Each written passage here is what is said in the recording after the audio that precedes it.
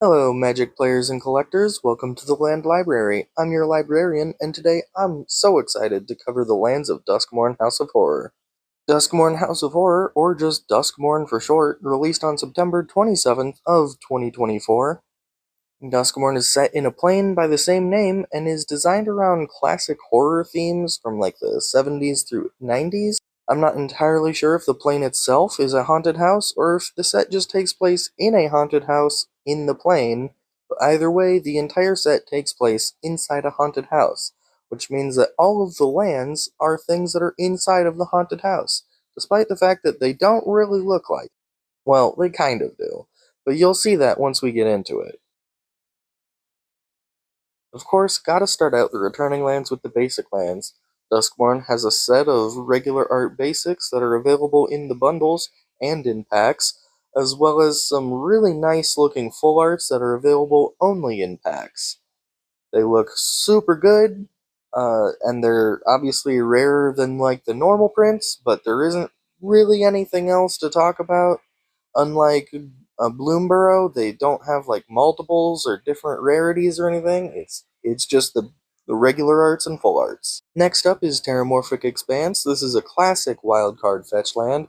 Can tap and sacrifice for any of the basics. And the new art on this one is super cool. It shows like a hallway with all the different rooms branching off that are all like elemental crazy rooms.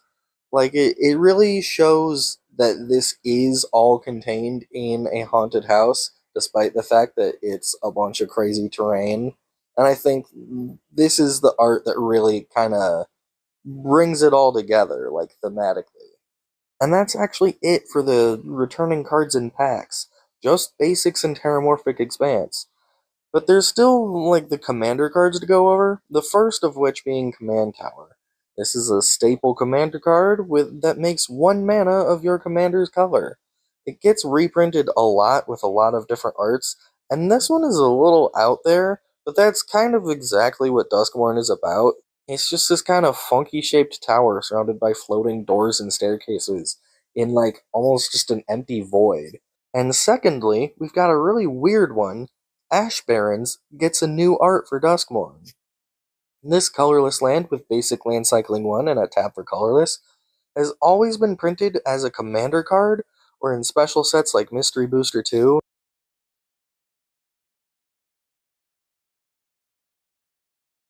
Is that Ash Barrens has never gotten a new art outside of a Universes Beyond set before. Warhammer, Doctor Who, Fallout, Baldur's Gate.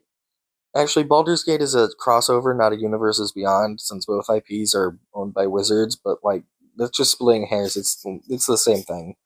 Additionally, the art doesn't appear to actually be Duskmourn art. It's just new art in Duskmourn Commander, like a normal new art, unrelated to Duskmourn, that just so happens to be in Duskmourn. I don't know why they did this. It's really odd, because even for the Universes Beyond sets, they've gotten like thematic art, not just new normal art. So this is like never been done before for Ash Barrens. I have no idea why they did it in Duskmourn, but it's new art nonetheless, so gotta mention it. And the rest are not new arts at all, they're only new prints in the sense that they have the set symbol. So here comes the rapid fire section. We've got Edakar Wastes, Arcane Sanctum, Azorus Chancery, Barren Moor, Blackleaf Cliffs, Bloodfell Caves, Pojuka Bog, Canyon Slough, Castle Vantris, Caves of Koilos, Dark Moss Bridge, Dimmer Aqueduct, Dragon Skull Summit, Drownyard Temple, Evolving Wilds, Exotic Orchard, Flooded Grove, Foreboding Ruins, Geothermal Bog, Golgari Rot Farm, Graven Cairns, Grim Backwoods, Halimar Depths, Hall of Heliod's Generosity, Hinterland Harbor, Jungle Hollow, Leech-Ridden Swamp, Llanowar Wastes, Mosswort Bridge, Myriad Landscape, Necroblossom Snarl, Obscura Storefront, Orzhov Basilica, Overflowing Basin, Quandrix Campus, Reliquary Tower, Shadowblood Ridge, Sheevan Gorge, Simic Growth Chamber, Smoldering Marsh, Spinerock Knoll, Sulphurous Springs, Tainted Field, Tainted Isle, Tainted Peak, Tainted Wood, Tangled Islet, Temple of Deceit, Temple of Enlightenment, Temple of Malady, Temple of Malice, Temple of Mystery, Temple of Silence, Temple of the False God, Thornwood Falls, Thriving Heath, Thriving Isle, and Dryad Harbor, which is the only land creature, and gotta reprint here. This set is chock full of new lands, 17 to be precise, but we kind of only really need to cover 4 things because of a lot of them doing the same thing, just with different colors. So first off is the Unlucky Dual Lands. This is a group of all 10 dual color combos that all have the same abilities as each other, just with the different colors. They all come into play tapped unless any player, not just the controller, has 13 or less health remaining. And otherwise, they just have the normal, like, tap for one of either colored mana. These lands include the Abandoned Campground, Lakeside Shack, Murky Sewer, Neglected Manor, Strangled Cemetery, Etched Cornfield, Bleeding Woods, Raucous Carnival, Peculiar Lighthouse, and Razor Trap Gorge. Next up, there's the Verges. This is another group of dual-colored lands, but there's only 5 of them, and they work a little different. These ones come into play untapped and only make 1 color of mana. However, if you have either of the corresponding basic land types, then you kind of unlock their ability to produce their second color of mana. All 5 of these also have a borderless art version, and these are the Thornspire Verge, Blazemire Verge, Flood Farm Verge, Gloomlake Verge, and Hushwood Verge. Now for something extremely unique, Valgavoth's Lair. You may notice that this land says enchantment in its types in addition to land. And that's right, this is the first ever enchantment land. Well, yeah, kind of second, but the first being Urza's Saga, but like, come on. Urza's Saga's not a land in any sense, but technically. If nothing else, this is the first standard legal enchantment land, and the first, like, pure enchantment land. And on the topic of types, ironically, this is not a layer subtype, despite having layer in the name. And adding to the growing list of odd properties Valgavoth's Lair has, it has hexproof. This is an incredibly rare thing for a land to naturally have on its own. Only Lotus Field has done this before, with Lumbering Falls being like kind of part of this because it's able to temporarily give itself hexproof, but it doesn't just have it, making Valgavoth's Lair the second or third, depending on how you want to count Lumbering Falls, to have hexproof. And with all these crazy properties, what does it actually do? It comes in tapped, and as it enters, you choose a color, and then it can tap for that color. So yeah, it's a bit underwhelming for all those rare properties. It just locks into a single color for the whole game. And last but certainly not least, there's one more super unique land, Everywhere. This is a token land, the first token land. Except just like Valgavoth's Lair and Urza Saga, it's technically second because Forest Dryad exists, but that's a land creature, and Everywhere is a pure land, making it the first pure token land. This land, being a token, does not go into your deck, does not use your land drop, and can only be played by the effects of its creature, which is the Overlord of the Hauntwoods. Additionally, this is the first ever land with all 5 basic land types. This means it can produce all colors of mana, but only one at a time, and is the best domain enabler ever, giving full domain from a single card. Starting again with the Unluckies. These are not very good. Although dual colors can still be quite effective in late game, at the beginning of the game when you haven't had a chance to set up your board yet, is when dual colors have the biggest impact helping provide options. So coming in tapped is usually pretty frowned upon and avoided if possible, and the Unluckies don't have a universal untap option. So while 13 health isn't that hard to get to, it does force these to be a bit slower in early game, which is the worst time for a dual type to be slow. And it would take even longer in Commander, so these are even worse in Commander, which is not very common for a land to be even worse in Commander. But that 13 health takes even more effort, and faster options are just readily available. I can't really see these being used in any format outside of drafting because they're just not good. Conversely, the Verges are super good. These come in untapped without any sort of condition at all. They're just universally untapped, which is already infinitely better than the Unluckies. And although they start with making only one color of mana, having either of the matching basic land types on your board unlocks the other color. This is a trivially easy thing to fulfill. Basic lands are in like every deck ever, and you don't actually even need the basic land, you just need the basic land type, which can be fulfilled by plenty of other sources. Getting the Verges to full power by turn 2 is almost guaranteed, and they're essentially on the same level as a basic when they're not even at full power.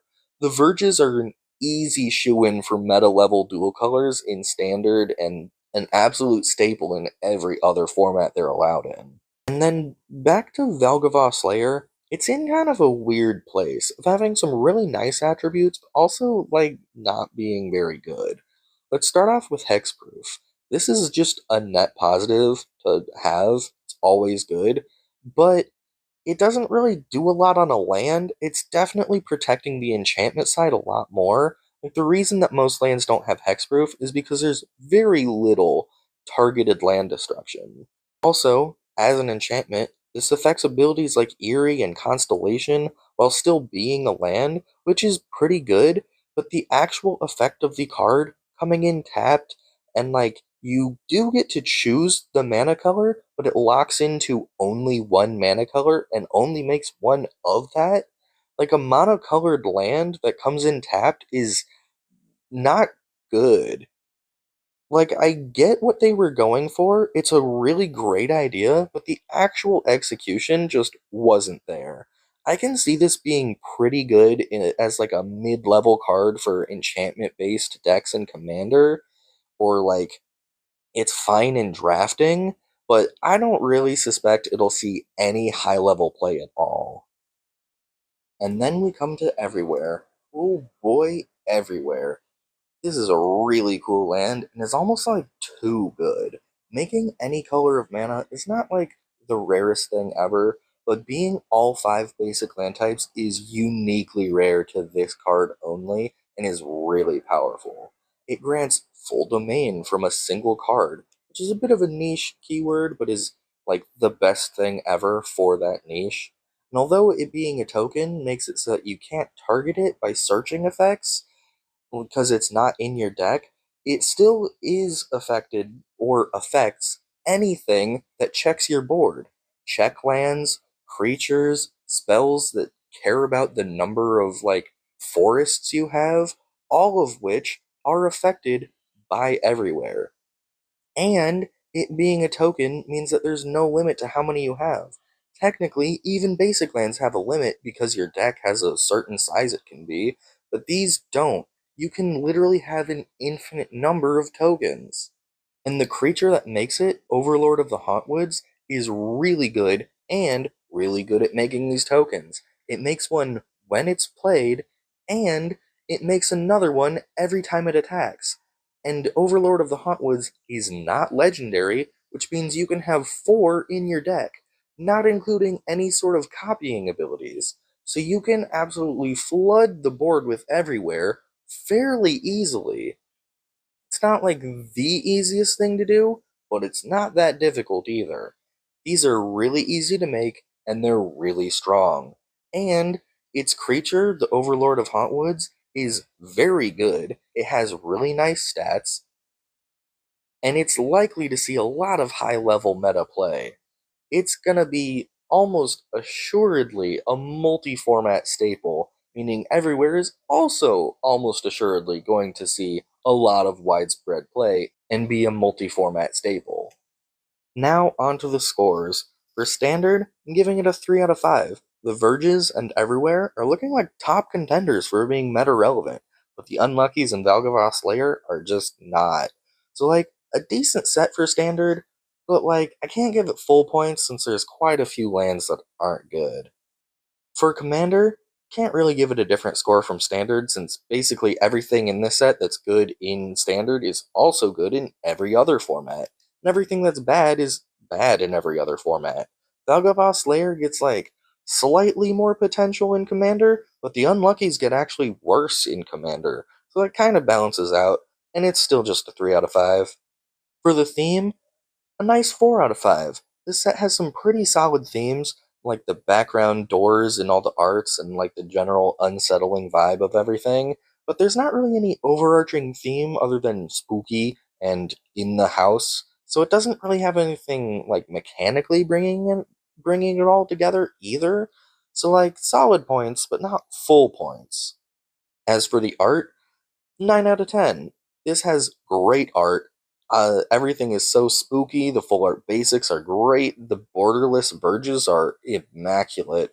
But, like, the one thing holding it back is that there's just not enough new arts for returning lands. There's only two. And I guess kind of a half since Ash Barrens, but, like, that's new art, but not Duskmourn art. Overall, this is a 19 out of 25. This is a pretty good score, and is coincidentally the same score as the last set, Bloomborough, despite the distribution of points being entirely different, because this set is a lot more of like a hit or miss group, where like all of them look good, but like only some of them are actually playable. And if you've made it this far in the video, please drop a like for turn, and subscribe for more landfill content. If I missed anything, got anything wrong, or you just have questions, let me know in the comments, and I'll see you in the next latest loadout when Foundations comes out.